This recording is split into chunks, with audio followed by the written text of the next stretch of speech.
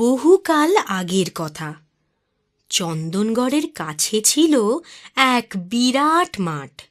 সেই মাঠের এক কোণে এক ছোট্ট কুঁড়েতে এক বৃদ্ধা তার দুই আদরের নাতনিদের নিয়ে বসবাস করত। বৈশাখ মাস, আকাশটা কেমন গুমড়ে রয়েছে। বুঝলি সোনা রূপা, আজ বৈকালে মনে হয় ঝড় উঠবে। আজ আর দোকানে যেতে হবে না দিদিমা। কি মজা কি মজা, আজ দিদিমার ছুটি। না না, সে হয় না, আজ হাটবার, আজ দোকান না খুললে চলে। কিন্তু দিদিমা, বিকেলে যদি ঝড় ওঠে, বৃষ্টি হয়? তুমি ফিরবে কেমন করে দিদিমা? সেরকম জোরে যদি ঝড় ওঠে, বৃষ্টি হয়, তো দোকানেই ঝাঁপ বন্ধ করে সেখানেই রাত কাটাতে হবে। এছাড়া তো আর অন্য পথ দেখছি নে।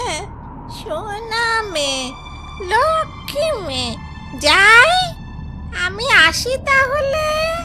হ্যাঁ দিদিমা, আর দেরি করো না।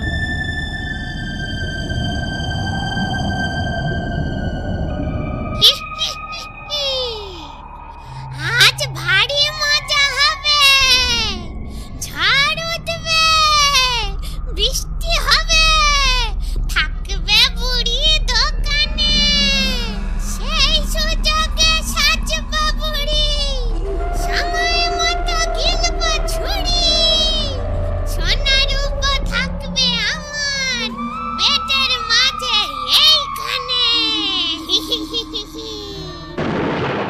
এই রে, বৃষ্টি শুরু হলো, মনে হচ্ছে আজ আর ঘরে ফেরা যাবে না।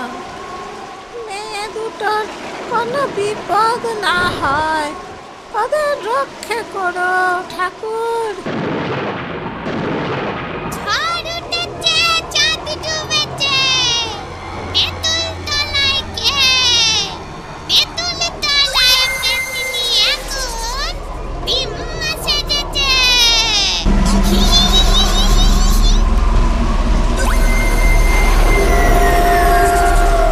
সোনা, রূপা, দরজা খোল মা। এই যাই দিদিমা। এ কি, একদম ভিজে গেছো যে। ঘরে এসে হাত পা মুছো। একটু কাছে আয় সোনা মা, একটা পায়ে আর চলতে পারি নে। একটা পায়ে কেন? তোমার আরেকটা পায়ের কি হলো? আর একটা পায়ে বড্ড লেগেছে রে, তাই পা গুটিয়ে আছি। আহারে, কি করে লাগলো গো দিদিমা? আর বলিস নে, এমন ঝড় উঠলো, ঝড়ের দাপটে একটা গাছ উপড়ে পড়বি তো পর, আমার ঠ্যাংটার উপর পড়লো। ইস, খুব লেগেছে তাহলে। গরম তেল মালিশ করে দেব, আরাম লাগবে। ওরে না না, তোরা ব্যস্ত হোস না। তুমি না বললে হবে? লণ্ঠনটা সামনে এগিয়ে নিয়ে আসি, অন্তত গরম সেঁক তো দাও। লণ্ঠন আনিস নি, অত আলো চোখে সইবে না। সে কি, আলো চোখে সইবে না কেন গো দিদিমা? তোমার চোখেও কি? না না, গাছ পড়েনি, বাজ পড়েছে। ওই আলোর ঝলকানিতে চোখে আর আলো সইছে না।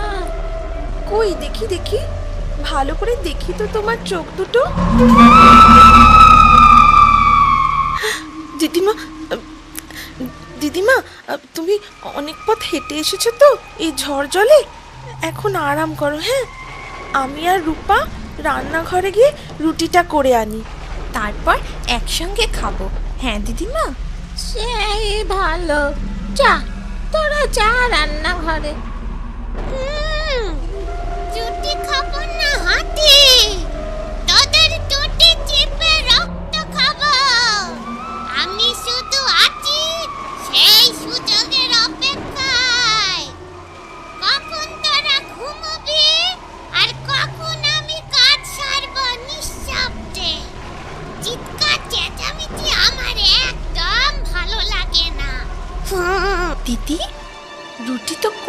আছে? তুই আবার রুটি করবি বললি? আহ, আস্তে আস্তে, শুনতে পাবে যে। কে শুনতে পাবে রে দিদি? চুপি চুপি কানে কানে শোন। এ আমাদের দিদিমা নয়। দিদিমা নয়? তবে কে রে দিদি? দিদিমা গল্প করতো না, তেঁতুল গাছে একটা পেতনি থাকে, ওই পেতনিটার নাকি একটাই পা। একটা পা? তবে দিদিমার রূপ ধরে এ কি সেই পেতনি নাকি রে দিদি? আমার তো তাই সন্দেহ হয়। আমার বড্ড ভয় করছে রে দিদি। এখন ভয় পেলে চলবে? যা বলছি শোন। এ দুটো রান্না করে গেল, ওই গরম রুটির গন্ধটা বেরোচ্ছে না। কি করছে ওরা?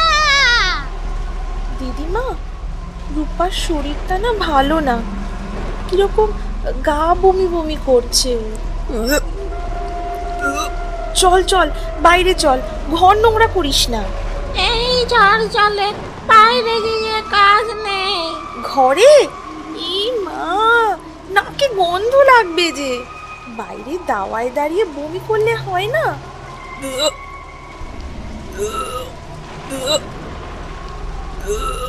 যা যা যা তাহলে রূপা, যা তুই বাইরেই যা। সোনা, তুই আমার কাছেই থাক। তা কি হয় দিদিমা? ওইটুকু মেয়ে, তার উপর অসুস্থ, ওকে কি একা ছাড়তে পারি? চল চল, আর দেরি করিস না, চল।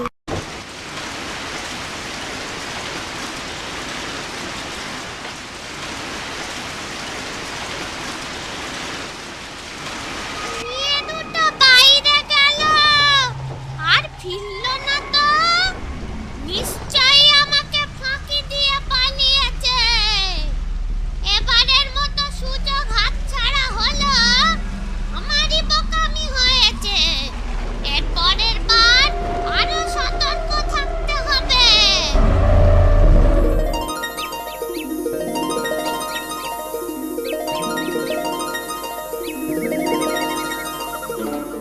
আহারে, ফুলের মতো দুটি মেয়ে নিশ্চয়ই ভয় পেয়েছিল। আগে জ্ঞান তো ফেরাই, তারপর ওদের মুখেই শোনা যাবে কোথায় থাকে আর কি বা হয়েছিল ওদের।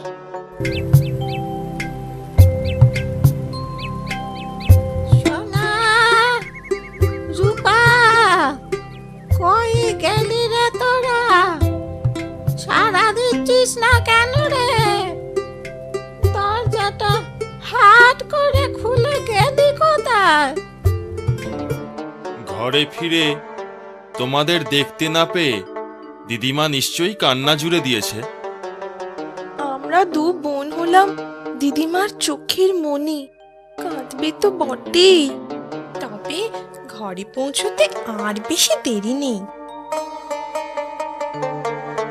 আরে, ওই তো দিদিমা, আমাদের খুঁজতে পাগলের মতো এদিকেই আসছে।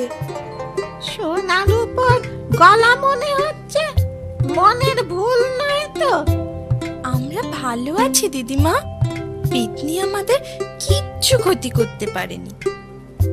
সোনা, রূপা, আয় বাচ্চারা, কাছে আয়। কি সর্বনেশে কাণ্ড! আর কখনো আমি তোদের একলা রেখে দোকানে রাত কাটাবো না, সে যতই ঝড় হোক আর জল হোক। তা বাইরে রাত না কাটালেও অমনি একটা ফন্দি করে পেতনিটাকে ফাঁদে ফেলতেই হবে। ওকে জব্দ করতে হবে না? ওকে জব্দ করা যাবে? যাবে যাবে। কিভাবে পীর বাবা? তোমাদের আবার সাহসের পরিচয় দিতে হবে। আমি সব শিখিয়ে দিচ্ছি। এই এই কুজোটায় ভরা আছে মন্ত্রপুত জল, এর অনেক শক্তি। এই মন্ত্রপুত জলেই শায়েস্তা হবে শয়তান পেতনি। কিন্তু সাবধান, যেমনটি শিখিয়ে দেব ঠিক তেমনটি করবে। দিদিমা, আপনাকেও কাজে লাগবে।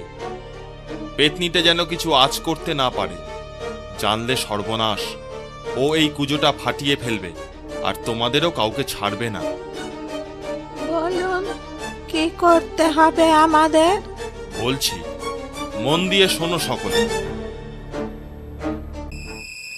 আমার বোন মরণাপন্ন, খবর যখন এসেছে আমাকে যেতেই হবে। তুমি ফিরবে কবে দিদিমা? তা 2-3 দিন তো লাগবেই। একবার শেষ দেখা দেখে আসি। আমি আসি, তোরা সাবধানে থাকিস। দুর্গা দুর্গা, গণেশ গণেশ। রাত হয়েছে, চাঁদ ডুবেছে। তেঁতুল তলায় কে? তেঁতুল তলায় পেতনি আবার ডিম্মা সেজেছে। তবে আজ আর আগের ভুল করব না। আগের বার তাড়াহুড়োয় ঠ্যাঙের কথা ভুলেই গিয়েছিলুম। এবারে 2 ঠ্যাঙেই যাব। ওরা আর সন্দেহ করবে না। হ্যাঁ, এইবারে ঠিক আছে। আজ ভুলিয়ে ভালিয়ে ঘুম পাড়িয়ে তারপরে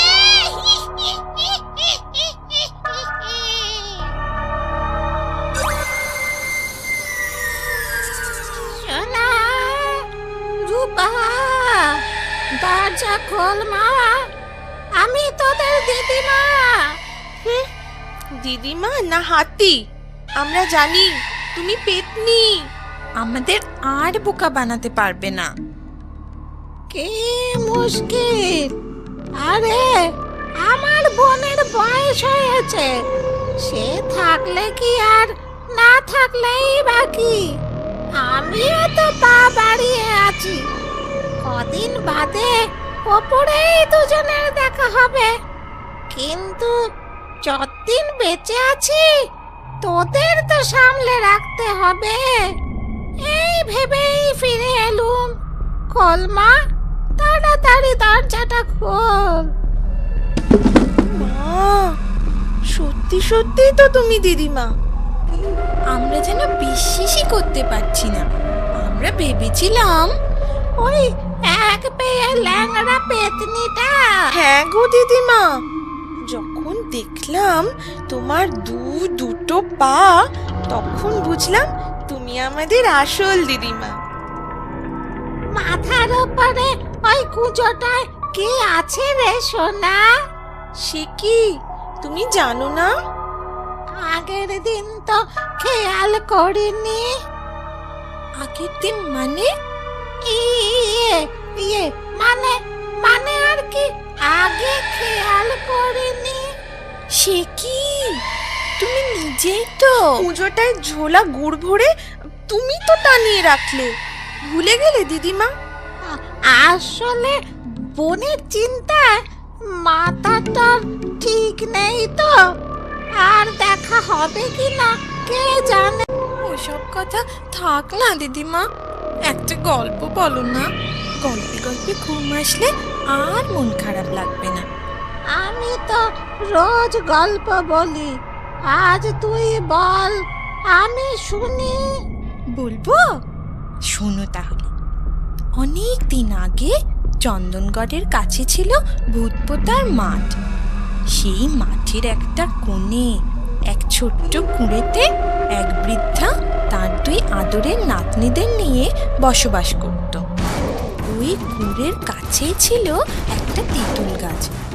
সেই তেঁতুল গাছে ছিল একটা দুষ্টু পাজি এক পেয়ে পেতনি। খেল খতম, এই নে। ওরে বাবা রে, মরে গেল কে? বাঁচাও! বাঁচাও! ওরে